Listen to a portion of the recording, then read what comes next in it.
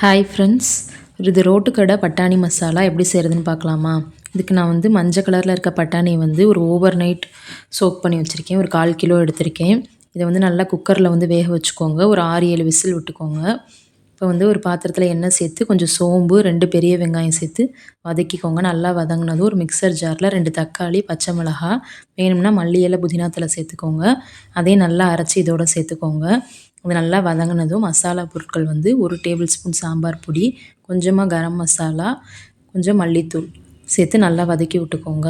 அதோட இந்த வேக வச்ச சுண்டலை சேர்த்துக்கோங்க. சுண்டலுக்கு வேக வச்ச தண்ணி வந்து கீழே ஊற்றிடாதீங்க. அதையும் இதோட சேர்த்துக்கோங்க. இதில் ஒரு 3 பெரிய வெங்காயத்தை வந்து நான் நல்லா வறுத்து எடுத்து வச்சுக்கிறேன். இது லாஸ்ட்டாக சேர்க்குறதுக்கு. இதில் கொஞ்சம் மல்லி இலையும் நான் தூவிக்கிறேன்.